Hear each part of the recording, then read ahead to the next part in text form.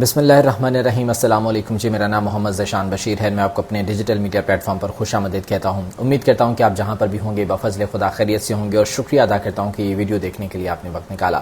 بہت اہم ترین ڈیولپمنٹ ہو رہی ہیں جی پاکستان میں، سیاسی لحاظ سے بھی اور عدالتی معاملات میں بھی، اور بہت تیزی کے ساتھ یہ ڈیولپمنٹس ہو رہی ہیں۔ سب سے پہلے جو اہم خبر ہے وہ یہ ہے کہ وزیر اعظم شہباز شریف کے خلاف توہین عدالت کی درخواست دائر کر دی گئی ہے، اور نہ صرف یہ درخواست دائر کی گئی بلکہ اس کو اسلام آباد ہائی کورٹ میں سماعت کے لیے مقرر بھی کر دیا گیا ہے۔ اور یہ خطرے کی گھنٹی ہے وزیر اعظم شہباز شریف کے لیے کہ توہین عدالت کی کارروائی ان کے خلاف اب ہونے کے لیے جا رہی ہے۔ یہ کوئی چھوٹی بات نہیں ہے۔ اس حوالے سے چند بہت اہم ڈیٹیلز ہیں وہ آپ کے سامنے رکھنی ہیں۔ دوسری جو بڑی ڈیولپمنٹ ہوئی ہے وہ نیب ترامیم کیس کی سماعت کے دوران ہوئی، جب جسٹس اطہر من اللہ کی جانب سے بہت سخت ریمارکس دیے گئے۔ یہ کہا گیا کہ ہم کالی بھیڑے نہیں، ہم کالے بھونڈ ہیں۔ یہ انہوں نے کس کو کہا اور کیوں کہا، اور اس کے پیچھے وجہ کیا تھی، اس بارے میں آپ کو بتاؤں گا۔ اس کے بعد ایک اور بہت اہم ترین ڈیولپمنٹ یہ ہے جناب کہ پاکستان تحریک انصاف پہ بطور جماعت پابندی لگانے کا جو ہے وہ سوچا جا رہا ہے، پلان کیا جا رہا ہے، اور اس سلسلے میں باقاعدہ میٹنگز بھی ہو رہی ہیں کہ پاکستان تحریک انصاف کو کس طرح سے بین کیا جائے۔ مین وائل فارمیشن کمانڈرز کانفرنس بھی ہوتی ہے، اور اس کی ٹائمنگ بھی انتہائی اہم ہے، اور اس کے اندر جو معاملات ڈسکس ہوئے ہیں، جو سامنے ہوئے ہیں، وہ بھی بہت زیادہ امپورٹنٹ ہیں، بہت زیادہ سگنیفیکنٹ ہیں۔ اس حوالے سے بہت اہم ترین ڈیٹیلز ہیں وہ آج آپ کے سامنے رکھنی ہیں۔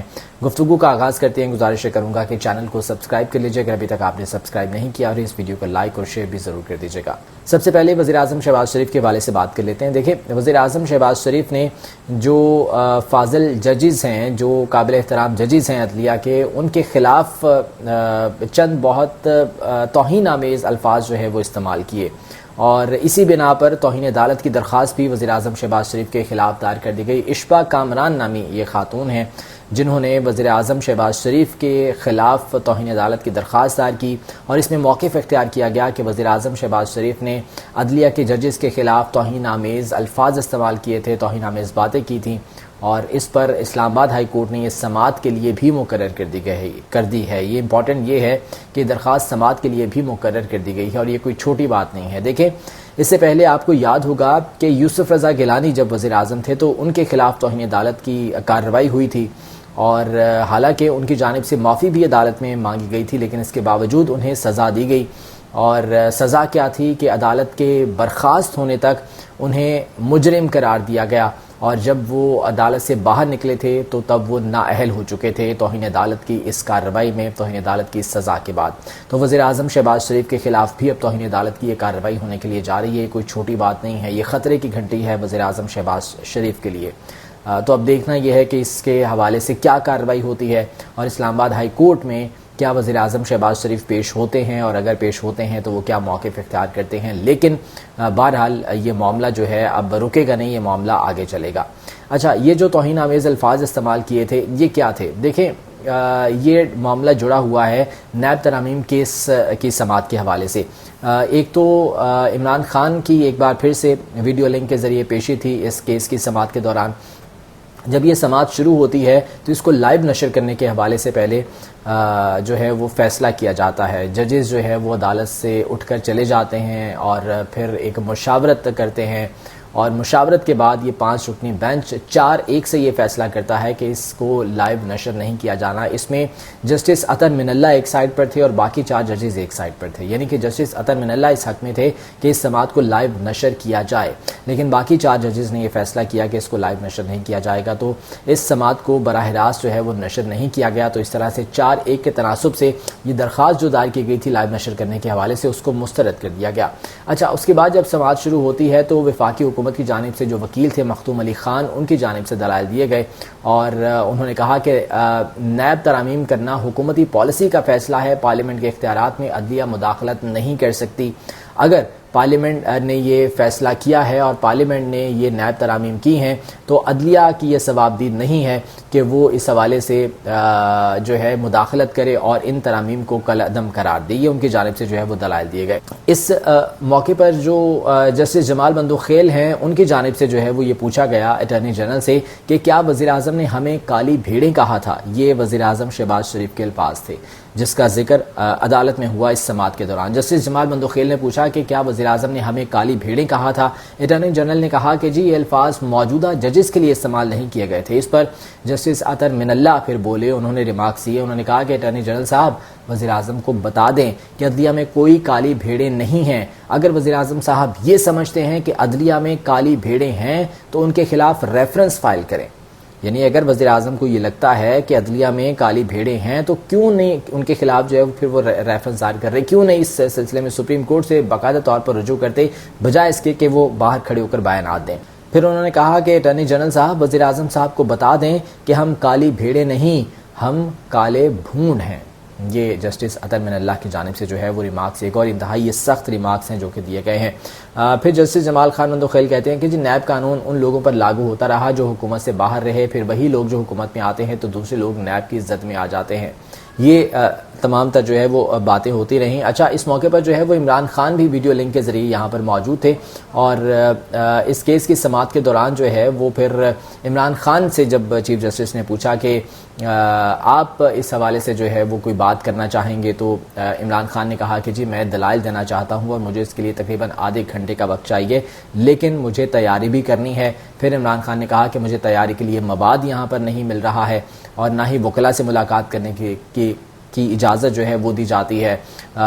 تو ساتھ ہی جو ہے وہ پھر انہوں نے 8 فروری کی بھی بات کر دی عمران خان نے کہ جناب 8 فروری کو بڑا ڈاکہ مارا گیا ہے، لیکن چیف جسٹس قاضی فائز عیسیٰ نے کہا کہ ہم اس وقت جو ہے وہ نیب ترامیم کے حوالے سے بات کر رہے ہیں، یہ معاملات جو ہے پھر کسی اور وقت جو ہے وہ ڈسکس کر لیں گے۔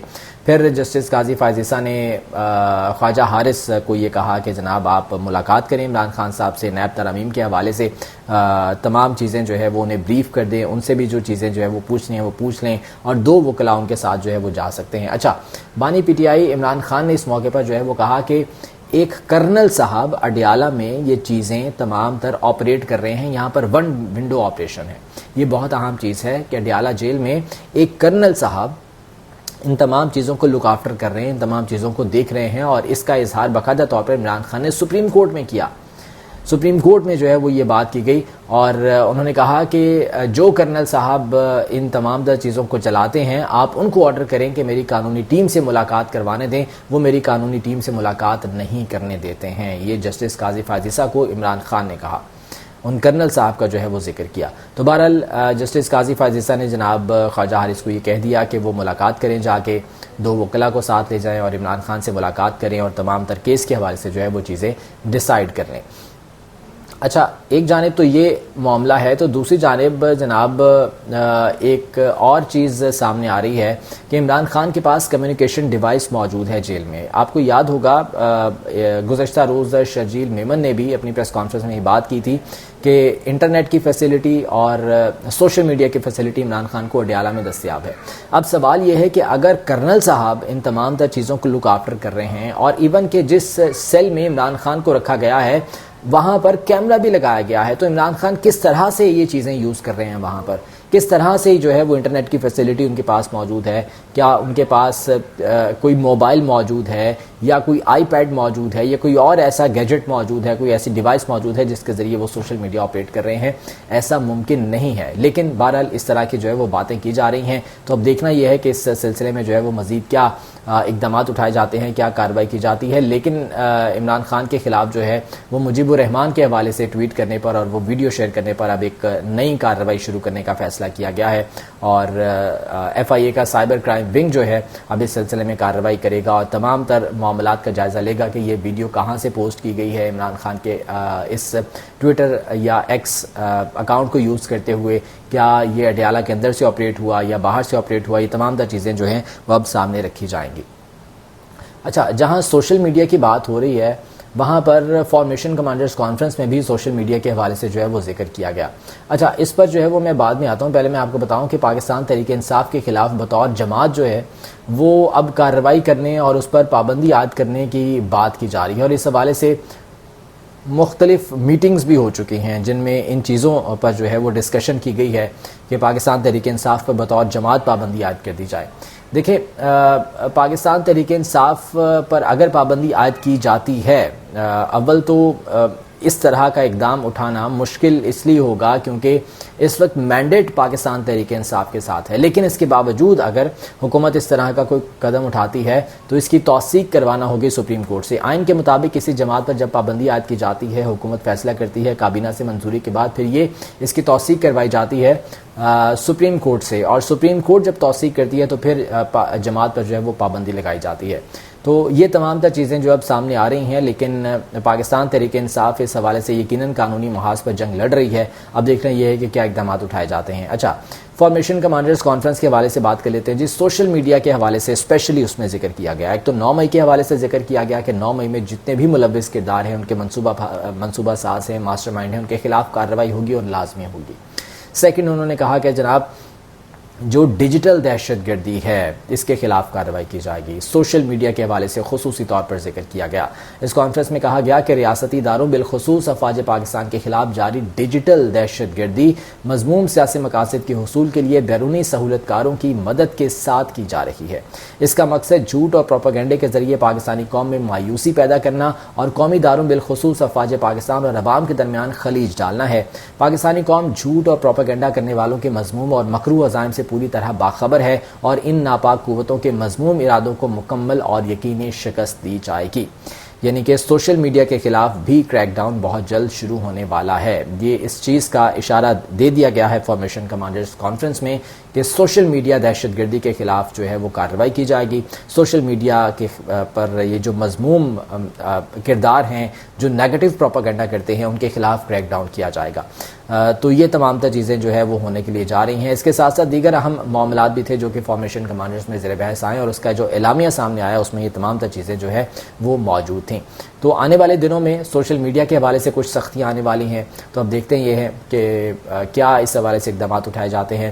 لیکن بہرحال جو اس وقت خطرے کی گھنٹی ہے وہ وزیر اعظم شہباز شریف کے لیے ہے، کیونکہ ان کے خلاف توہین عدالت کی کارروائی اب ہونے جا رہی ہے۔ آج کی بلاگ سے مجھے اجازت دیجیے، اپنا بہت سا خیال رکھیے گا۔ اللہ